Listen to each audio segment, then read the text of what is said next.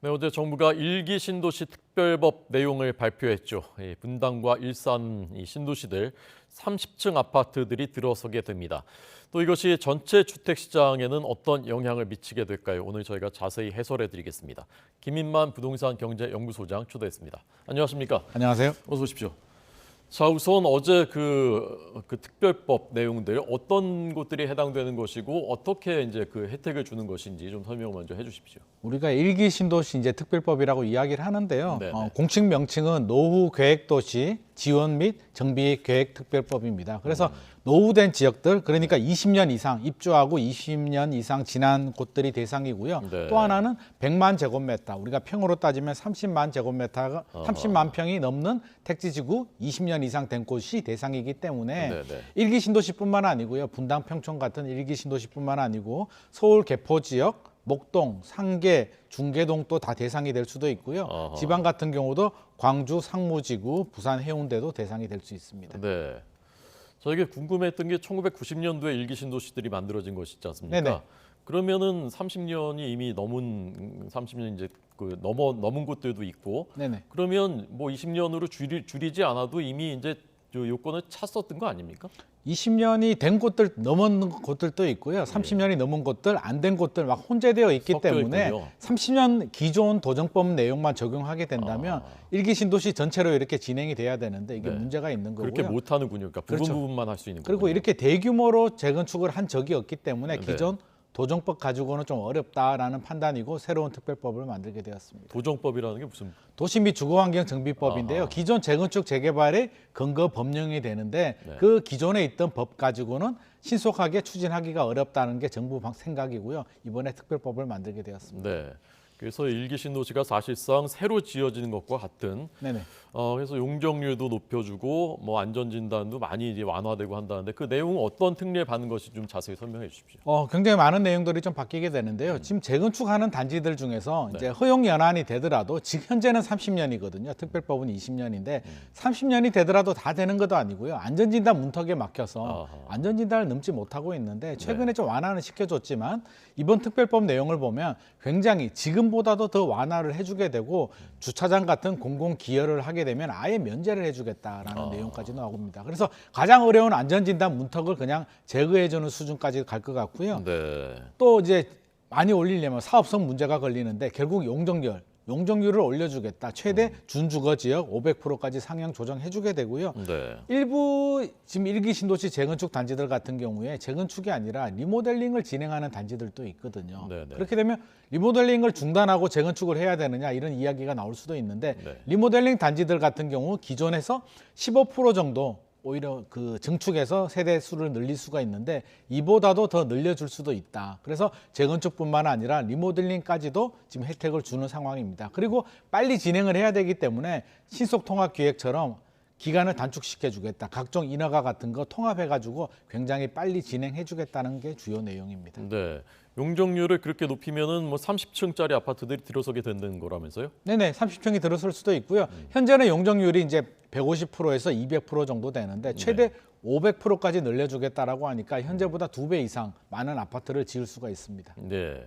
이게 그 일기 신도시 주민들이 과연 이게 언제부터 이제 가능한 것이냐, 그래서 착공이 언제 될 것이냐, 이 정부의 임기 안에는 안 되는 것 아니냐 해서 지난번에 반발도 있었던 것이거든요. 네네. 말씀하신 신속통합기획처럼 빨리빨리 한다. 그러면 언제쯤 이게 착공이 가능한 겁니까? 사실 뉴스를 보면 굉장히 빨리 진행이 돼가지고요. 임기 내에 착공이 되는 거 아니냐라는 생각이 드는데 그렇지가 않고요. 특별법이 2월 달에 이제 발의가 되더라도 시행은 내년 2024년부터 되는 거고요. 네. 시행이 되더라도 바로 되는 게 아니라 국토부에서 기본 방침을 정하게 되면 지자체에서 기본 계획을 세우고 특별 구역을 지정을 합니다. 네. 지정을 하고 나서 그다음부터 추진위를 만들어야 되고요. 조합 설립하고 사업 시행 계획, 관리 처분까지 가야 되기 때문에 제가 볼 때는 특별법 발의하고도 빨라야 15년, 10년에서 15년 정도는 생각을 해야 될 것 같습니다. 10년, 15년이라는 착공까지요? 착공까지요. 그래서 10년 정도는 기본 생각을 해야 되기 때문에 네. 우리가 일각에서 생각하듯이 몇 년 안에 답이 나올 것처럼 생각을 하면 안 될 것 같고요. 네. 진행하다 보면 우리 신도시도 특별법으로 진행이 되는데 신도시 개발도 10년이 걸리거든요. 근데 재건축 같은 경우는 조합원들의 이해관계라든지 각종 소송이 또 휘말릴 수도 있기 때문에 네. 생각보다는 더 오래 걸릴 가능성이 높습니다. 예. 기존 절차보다 3년에서 최대는 5년까지 줄어드는 것이고 빠르면은 이번 정부의 임기 안에 착공이 가능한 곳도 있을 것이다라는 보도들도 있던데 그 좀 다른 견해시군요.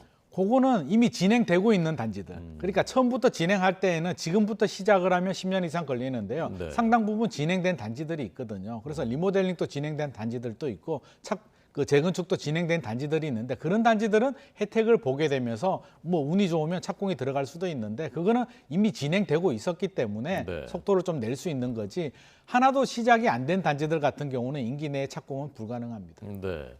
이게 일기 신도시는 이미 이제 도로라든가 모든 인프라들이 도시 인프라들이 다 깔려 있는 것이기 때문에 다른 지금 이제 새로 시작하는 신도시들보다는 여러 가지 조건이 유리하지 않습니까? 네네. 이제 일기 신도시를 이렇게 새로 개발하게 되면은 다른 신도시들이나 주변에 이제 그 영향을 미칠 것이다 주택 시장에. 네네. 그 부분은 어떻게 생각하십니까? 아무래도 영향을 미칠 수가 있죠. 어느 정도 결국에는 미칠까요? 공급 물량이 늘어난다는 건데 정부도 그 방침을 하고 있거든요. 결국 도심의 공급 물량을 늘리겠다는 게 주요 목적이기 때문에 공급 물량을 늘리게 되는데 현재 일기 신도시가 30만 호 정도 됩니다. 근데 용적률을 올려서 2배 정도 늘린다면 추가로 30만 호 정도 공급이 더 될 수도 있고요. 정부는 도심에 10만 호 공급 계획을 하고 있기 때문에 최소 10만 호에서 30만 호 정도 물량이 더 늘어날 수도 있다. 지금 주택시장 분위기가 안 좋아서 공급 물량이 이렇게 늘어나면 또 오히려 침체가 더 가속화되는 거 아니냐라는 우려의 목소리가 있는데요. 네. 앞서서 제가 설명드렸듯이 이게 10년 이상 걸릴 수도 있기 때문에 지금 당장의 문제는 아니고요. 앞으로 10년 후에 부동산 시장 안정에는 저는 큰 도움이 될 것 같습니다. 부동산 시장이 안정된다는 것은 이제 두 가지 면이 있지 않습니까?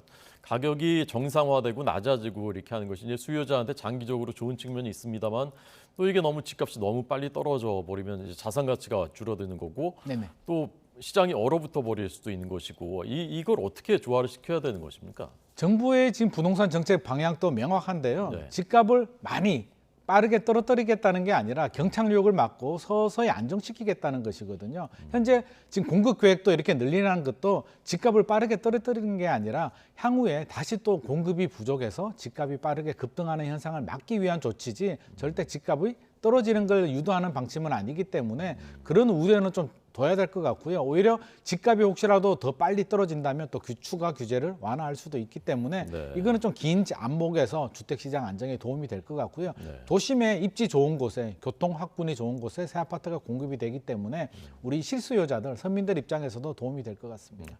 그러면 소장님이 보시기에 앞으로 그 지난 몇 년과 같은 아파트 값이 급등하는 이런 양상은 앞으로는 나타나기 힘들 것이다라고 전망하십니까? 저는 당분간은 좀 어려울 것 같습니다. 당분간은요? 그렇죠. 이게 뭐 향후에 5년 후는 아무도 예측할 수 없는 부분이고 네. 지금 상황을 본다면 7년 동안 두세 배 상승을 했고요. 최근에 고점 대비 30% 정도 조정이 되긴 됐는데 7년 오르고 6개월 조정된 다음에 다시 또 큰 폭으로 상승한다는 게 사실 이치적으로 맞지도 않고요. 매매 가격뿐만 아니라 전세 가격도 동반 하락을 한 상태고 금리에 대한 불확실성도 제거가 되지 않았기 때문에 네. 그리고 또 서울 같은 경우도 인천도 그렇고요. 입주 물량이 올해는 좀 많이 나옵니다. 그래서 전체적으로 종합해보게 된다면 단기적으로 지금 급매물은 좀 소화가 되고 있고요. 집주인들은 호가를 좀 올리고 있지만 네. 그렇게 급등할 가능성은 없기 때문에 최근에 혹시라도 이렇게 되다가 집값이 오르면 어떻게 하나? 이렇게 불안을 좀 호소하시는 분들이 있는데 너무 불안해하지 마시고요. 급등할 가능성은 굉장히 낮습니다. 좀 차분하게 시장을 지켜보시면 좋을 것 같습니다. 네. 이 일기 신도시만 놓고 보면 이것을 이제 재건축하는 것이 장기적으로는 아파트 값을 안정시키는 데 도움이 될 것이다. 네. 단기적으로는 시장에 별 영향을 미치지 않는 겁니까, 그러면? 단기적으로는 심리적으로 영향을 줄 수는 있습니다. 지금 집값이 작년 12월 달처럼 계속 떨어질 때 같으면 크게 영향을 주지 않는데 네. 최근에는 급매물이 소화되고 집주인들이 호가를 올리고요. 네, 네. 매수자들은 긴가민가한 상황이거든요. 예. 지금 집값 떨어졌을 때 사야 되나 더 기다려야 되나를 고민하고 있는데 이렇게 네, 네. 특별법이 나오게 되면 예. 혹시라도 일기 신도시부터 집값이 또 오르는 거 아니야라는 불안한 마음을 가지고 있어서 네. 매수로 또 뛰어들 수도 있습니다. 그래서 일부 그럴 수는 있는데 조금 더 시간이 지나면 알 거예요. 이게 금방 해결될 문제는 아니고요. 결국에는 10년 이상 걸리는 장기 프로젝트이기 때문에 네. 냉정을 찾는다면 저는 그렇게 흥분할 필요는 없겠고 우리 주택 시장에도 그렇게 뭐 크게 자극을 할 우려는 없을 것 같습니다. 네. 이게 일기 신도시가 재건축하면은 이제 그 전세로 이주하게 되는 분들 때문에 전세값이 오르지 않겠느냐. 그 부분도 이제 정부가 대책을 내놓긴 했던데 소장이 말씀하신 대로라면 당장 크게 걱정할 일은 아니군요, 이게 지금. 그렇죠. 지금 당장 이주 수요가 나온다면 문제가 될 수는 있는데요. 네. 그게 계속 사실은 악순환이 되긴 됐습니다. 이주 수요가 나오면 주변 지역의 매매가 전세 가격을 자극을 해서 네. 가격이 올라가게 되고요. 네. 그렇게 올라간 가격이 결국 새 아파트에도 영향을 주게 되는데 이게 또 시간이 좀 오래 걸리는 장기 프로젝트이기도 하고요. 네, 네. 정부에서 이번 대책이 나온 내용을 보면 이주 단지를 만들겠다. 모듈러 주택을 해서 이주 단지를 수용을 하고요. 한꺼번에 일기 신도시가 뭐 30만 호가 동시에 진행되는 게 아니라 네. 순차적으로 여기 먼저 개발을 하고 나머지 단지들 또 개발을 하고 순차 개발을 하기 때문에 이거는 10년부터 30년까지 아마 계속 진행이 될 사업이라고 생각이 듭니다. 네. 가뜩이나 좀 빨리 했으면 좋겠다고 하는데 순차적으로 해준다 그러면 그 좋아하겠습니까? 근데 갑자기 30만 원을 다 오게 되면 네. 부작용이 너무 크고요. 오히려 주택 시장을 해치게 되기 때문에 절대 한꺼번에 진행하기는 어려울 것 같습니다. 네, 모듈러 주택이라는 게 이렇게 그 조립식으로 만든 맞습니다. 그런 거 거기에 전세를 살려고 할까요, 사람들이? 그렇다고 완전 이게 모듈러는 아니고요. 네. 일반 아파트보다는 좀 간이식으로 만들어서 임시 거주를 한 다음에 그분들이 재건축하게 되면 또 새 아파트로 들어가고 순차적으로 이렇게 하겠다는 계획인데 네. 구체적으로 모듈러 주택을 어떻게 생긴 주택을 만들겠다는 내용은 나오지 않았습니다. 네.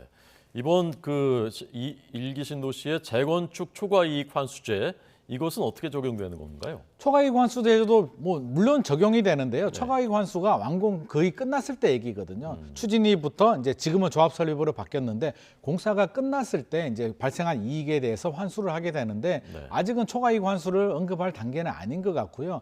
지금 여러 가지 문제들이 나오고 있고 개선을 하고 있는데 아마 일기 신도시 재건축이 진행이 돼서 초과이익 환수가 문제가 될 시점에는 지금보다는 상당히 개선된 많은 변경된 내용들이 적용이 되기 때문에 네. 설사 이게 문제가 된다면 정부에서 가만히 있지는 않겠죠. 그래서 특별법 내용을 다듬으면서 이 부분도 보완이 될 것으로 예상이 됩니다. 네.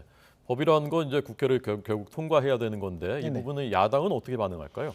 제가 볼 때는 야당도 이제 일정 부분 수정은 할 수 있겠지만 반대는 하지 못할 것 같습니다. 왜냐하면 내년에 이제 총선이 있거든요. 국회의원 총선이 있는데 일기 신도시가 30만 호고요. 세대수 표심으로 따져보면 100만 표 정도가 걸려 있는데 이거를 완전히 반대해서 무산을 시킨다 그러면 후폭풍이 굉장히 클 겁니다. 그래서 주택 시장을 안정시키기 위해서 세부 내용들은 뭐 수정을 하고 보완을 할 수 있겠지만 무산시키기에는 정치적 부담이 너무 클 것 같습니다. 네. 자, 소장님.